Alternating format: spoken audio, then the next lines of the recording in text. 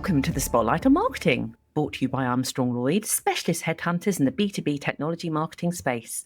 I'm your host, Karen Lloyd, and today I'm excited to introduce Joe Dotson, the Director of EMEA for Field Marketing at Infoblox. An award-winning marketing leader, Joe is passionate about elevating marketing from just being the events people to a strategic partner who drive real business outcomes. In today's episode, we are going to dive deep into three key areas: how to transform field marketing from just being an order taker to revenue driver, and how to specifically use a framework to follow up with your team that converts interest into pipeline. And finally, how to balance innovation with a return on investment. So welcome, Joe. Thank you. Thank you, Karen. So thank you so much for having me. So during your 6 years at Infoblox, you've seen significant growth in that period. I'd love to know how you've achieved this. Yeah, so I think there's a couple of things really that play into it. I think the first one is adaptability. So I really think when you're going through significant growth and it's exciting, there's lots of things happening, you have to go with the flow to an extent. So the adaptability when you come to changing structures, changing focus. So how can you align the marketing organization or the field marketing organization to those changes? So if the sales organization is changing how they work, how can you adapt to make sure you're supporting them in the right way and also leveraging that change to your own advantage from a success perspective? So how can you really work with them? And when we're changing focuses, how can we look at those focuses from a micro level, but also a macro level as well? So if there's a certain focus for the business, whether that is a product or it is a wider opportunity in the market, is how can we lean into that focus, but also look at it through a different lens and how we can truly take advantage of it as well. And I think the other one as well from a marketing team, if I'm just looking at it for myself and my team, is how can you evolve the marketing team to go along with that growth? So instilling that growth mindset within each of your marketing managers, giving them the autonomy to be successful, but also giving them the guide rails and support they need to be successful as well. And I think those two things combined allow for a successful marketing organization that leans into the business as a whole and ensures that we're fully aligned with exactly what the rest of the business needs. Because at the end of the day, and my personal belief is that marketing is here to support the wider business. And for my side of things, that's all about pipeline generation. So how can we make sure that the marketing team are set up for success from that perspective and have the tools and the alignment that they need to ensure that the rest of the business sees us as those trusted partners? Fantastic. Yeah, there's quite a lot to unpack there. Out of all of that, would you say what was been like, if there was like a real aha moment, something that was a real like in that journey of all the things, because it's always easy to talk at a high level, isn't it, of how that happened, but in reality, There was a journey and there was probably some bumps in the road. So it'd be great to understand some of those. Yeah, I think one of it's kind of a boring answer, but I think it's actually really key. And one of the key bits that's allowed us to grow the business at the rate we've been growing at is really cadences and processes. So when I was speaking earlier about those kind of putting the guardrails or support elements in place for the team, I think it's really important. If you have a strong foundation, whether that's, your follow-up strategy or how you're managing your one-to-ones with all your key stakeholders, if you have those key foundational fundamentals in place, it allows you to build on top of that. And I think that's one of the key pieces. And the other piece, if I'm honest with you, it's really, you have to think of it as one team. It's not just marketing, it's obviously the sales organization. I've been very fortunate. I've always had, and all my team have always had amazing partners in the sales organization. But it's channel sales. But even within marketing, it's one team. So we've got an incredible marketing campaigns operations team. We work with our global demand generation team. We have corporate marketing. So everyone as one team, if you see yourself as aligned to everyone in the business and working alongside them, it really allows you to lean into that growth and supercharge it, in my experience. Yeah, fantastic. So let's talk about your follow-up framework then, because is it an actual framework that you have, or is it just something you do intuitively? No, it is. I mean, I allow the teams to have an element of individuality based on culture, team, activity. So it's not too rigid, but we do have a core kind of structure that we follow within my team. So the way we work is for every activity we do, we ensure that we are thinking about the follow-up before the actual activity takes place. So from my perspective, the most important thing in everything we do is pipeline.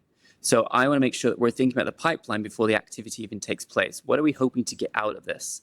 So that really means looking at who's the persona we expect to be there, what are they going to be interested in, and what will they get value in after the activity itself, whether that's online or offline. So that can be anything from, do we have another event coming up that we're hosting that we can invite them to? Do we have a sales tool? Like we have workshops that we offer, so we can include that in there. Or is it just an asset? Do we just want to keep them warm with additional reading within that? So my team will always be looking at that before the activity takes place for everything we do. And that varies slightly on the activity type, but they work on that piece. And then after every activity, we then ensure that all the business is aligned. So we have a follow-up call booked in immediately after for the entire associated team. So that could be account managers, channel account managers, and obviously BDRs, our business development reps. And the purpose of that call is really, it's a post-mortem, looking at the activity, what worked, what didn't work. But then it's also good to go through the leads. So the sales team can instill knowledge for the BDRs when they're doing the follow-up, and we have a bit of an action plan of what we're doing. And then 2 weeks later, we come back together and we look at that same list again, and we say, what has happened? What have we succeeded with? So again, it's going back to what we were talking about earlier about those cadences and processes. It's nothing fancy, but what it does do is it allows us to ensure that we're not leaving any lead untouched, and we're also ensuring we're thinking about the follow-up before the activity takes place. It's not an afterthought. And it just helps us to guarantee that pipeline as much as we can and make sure we're getting the most out of every investment that we're making. Great. And how long do you keep going with this after an activity? What's the length of the time you'll keep having the meetings? So it goes on for about a month after. After that point, then the remaining leads that we have, so my team will have regular syncs with their BDR to go through all the leads and all the programs that they have following up, as most of that by that point have fallen to the BDR.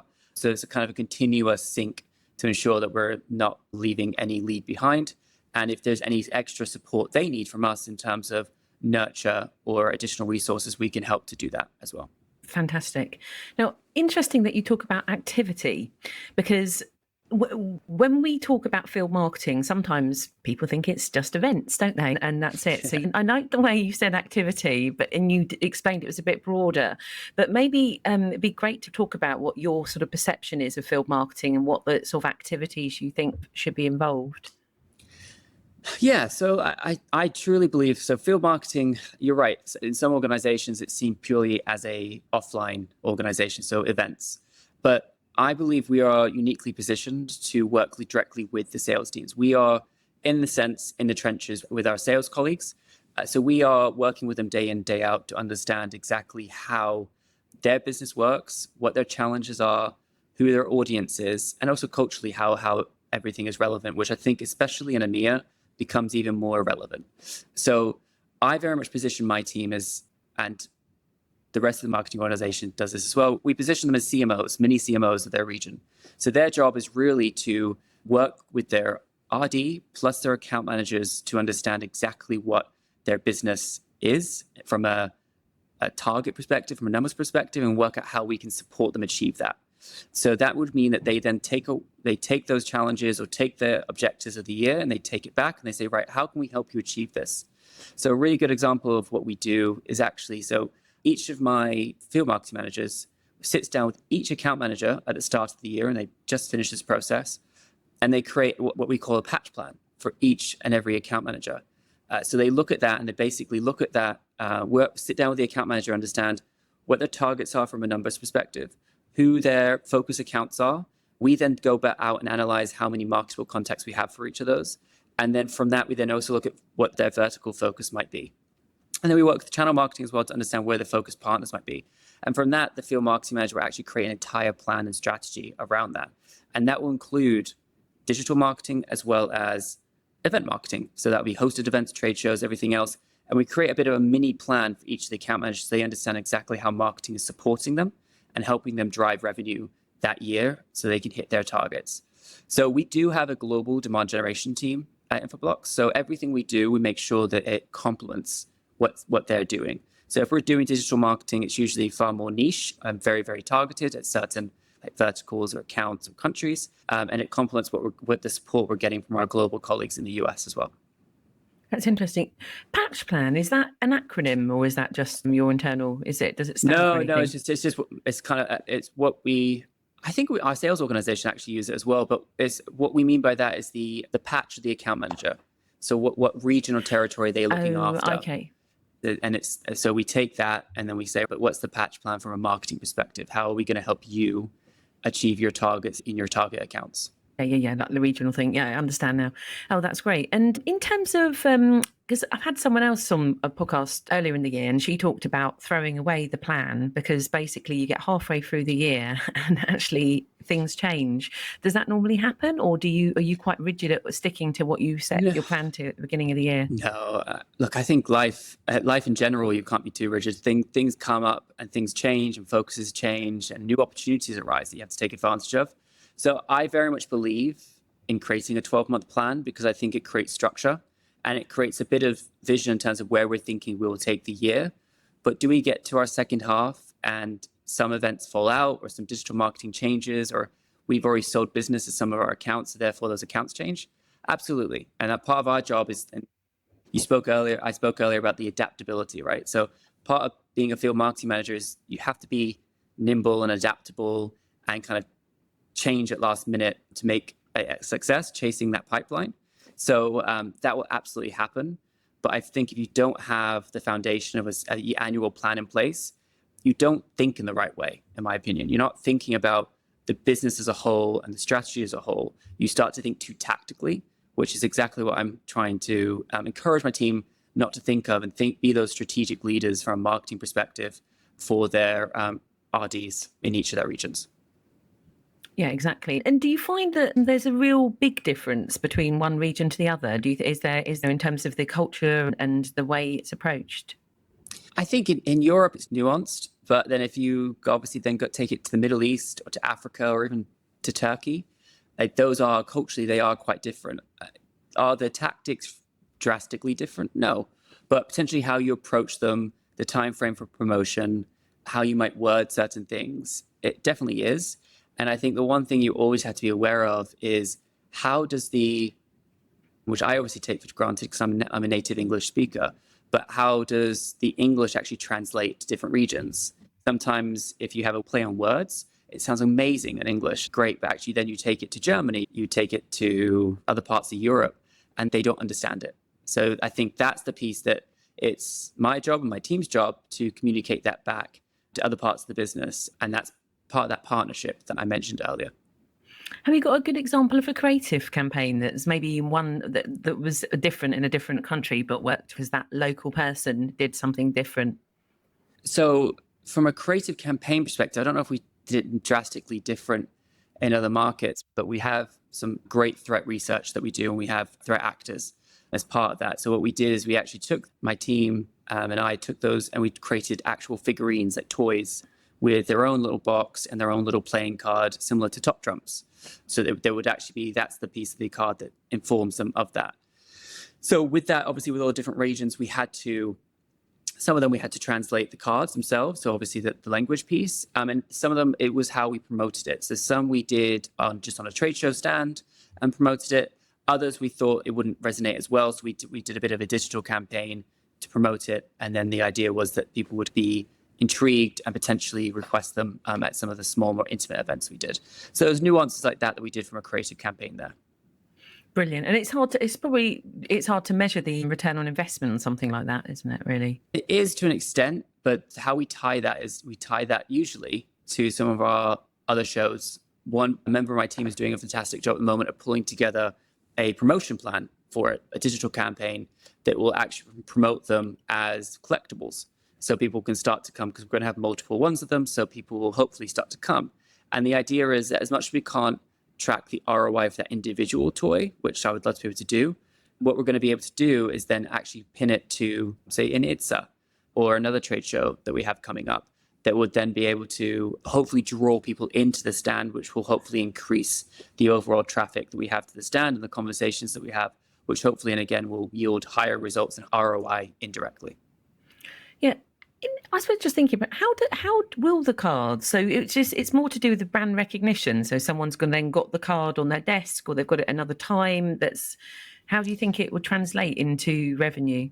So the idea behind it is it basically shows the power of Infoblox as a security player and the power of DNS within your security protocol. Because our amazing threat intelligence team have found a lot of hidden threats and threat actors that actually have been undiscovered, some for years, and we've managed to discover them very quickly with our incredible team. So the benefit of these threat actors and the tool and the toys is that, yes, they're a bit of fun and they have something on someone's desk. So from a brand recognition, it reminds them of us and who we are. But the cards themselves are actually informative in terms of telling them what they are and what sort of threat they are. So again, it reminds them of the power of what we're trying to provide them from a security perspective.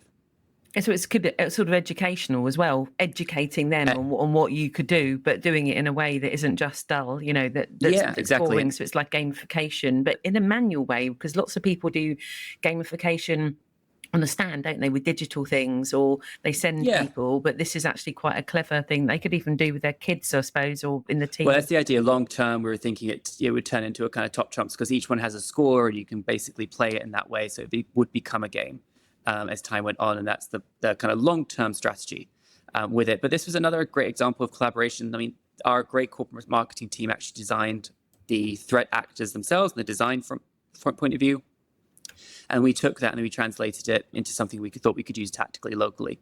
And yeah, it's exactly that. So we're hoping that long term, people will see these as a collectible. People will actually search us out to try and get the next one. Because we're bringing out new threat actors on a weekly basis, on a kind of weekly or 2 weekly basis. So they're regularly coming out. So how can we get, they're called things like Horrid Hawk, Decoy Dog. So really cool names like that. We're kind of excited about the prospect of being able to turn this into like a longer term initiative that we use across EMEA as a way of an activation on the stand, in addition to the kind of fun games and stuff the team are already doing. Yeah, that's really clever. It's a clever way of educating and tying it all in. I like that idea.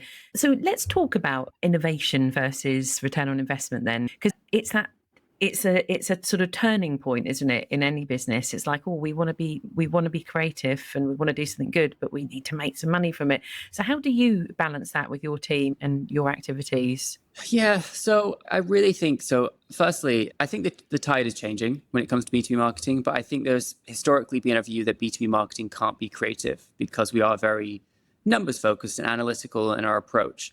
But I think the great power of B2B marketing, especially now, is if you lean into the creative, but if you're thinking about ROI from the offset, you have the ability to have marketing not only be creative, fun, and impactful, but also showing tangible ROI from what we do. So I encourage my team. So my team have targets from a pipeline perspective, from a bookings perspective, of what they need to drive from the activities we create throughout the year. So there are core traditional activities which we know we will do because they will yield the results we need and therefore will help the business in the way that we need to do. But if we don't innovate and we don't try things differently, we'll stagnate. And we have to make sure we're constantly being at the forefront, thinking differently. So I encourage my team all the time to what I call fail forward. So I want them to understand they have to hit their targets. We can't just be trying everything new left, right, and center. But if 20% of their time is spent trying something different, whether that is doing something creative, it's using a different agency, it's doing something that they've seen in B2C that they really want to try, then I really encourage that. I'm saying, let's give it a go. As long as I'll sit down with them, we'll go through it. How are we going to show the ROI from this? Is it through a digital portal? Are we going to be able to show, physical leads? Like, how are we going to be showing that piece? And then once we understand that, then I encourage them to go and invest and give it a go. One way that I kind of really encourage this way of thinking, because if I'm honest with you, when you're so busy in your day-to-day, it is sometimes difficult to innovate. So whenever we have our offsites as a team, there is always a session that I put in the diary, which is called out of the blocks ideas. So we're called Infoblox, so it's a play on words. So it's out of the blocks ideas. And the idea is they need to go away and just think about one idea, that if budget was no problem and they had as much resources as they wanted, what is something that they would do that is outside of what they do day to day? And thinking about, from a business perspective, it still needs to be aligned to our strategy. It still needs to drive ROI, but what can they do differently? And the idea behind that exercise is really, I want them to to kind of just make sure that they're using that creative side of them, because all my team are amazing from a creative perspective. But sometimes the day-to-day, they don't get to flex those muscles as much as I know they'd love to. So it's encouraging them to do that. And then from that conversation we have in the room, sometimes ideas are so crazy we can't do them, but some of them, they are doable. And we then kind of explore doing things in person. That's great. What sort of crazy ideas have you had that aren't doable? I'm just curious. I was like, I couldn't even think of anything, actually. I was crazy. I don't know if think. it's crazy. So like, I wouldn't say call them crazy, but like, so one of my team had a great idea of turning our story into a child's book. This is about a year ago now. So he was like, well, we can't constantly hear people don't entirely sometimes understand a message because maybe it's too complicated, which I don't know if that's true or not, but this is kind of his reasoning. And then he said, well, why don't we create it into a kid's storybook? And we kind of remake it really simple, a picture book with a really simple story and how that kind of works. He actually created that in AI, which is very cool, his initial proposal. So it's that kind of stuff that's, again, you wouldn't necessarily think of field marketing for, but he was thinking in that way for. So was that one that got through the net or not? No. It's something we're still exploring.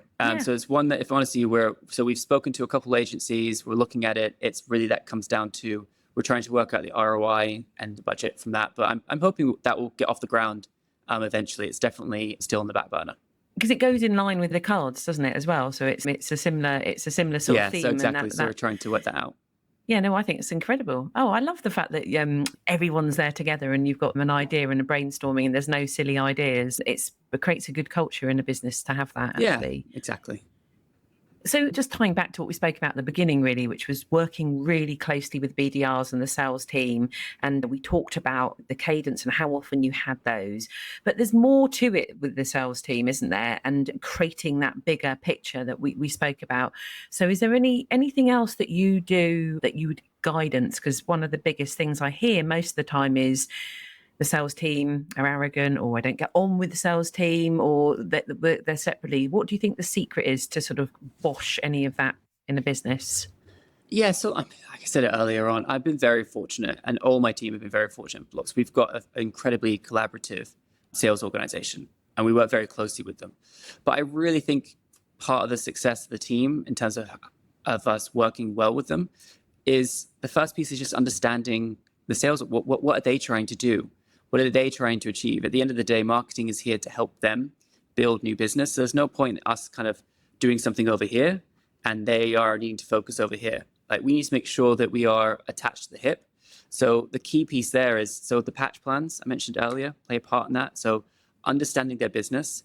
And part of our review process in EMEA as a field marketing team, each field marketing manager actually is part of their FY25 review, before they even do their FY26 review, needs to look at what the sales organization have done in their region from a product perspective, from a vertical perspective, just for a general bookings perspective. And the reason behind that is I don't expect my team to be experts in it, but it's understanding the business as a whole. So when they go and speak to the RD, it's not just talking tactical. It's not talking about the event.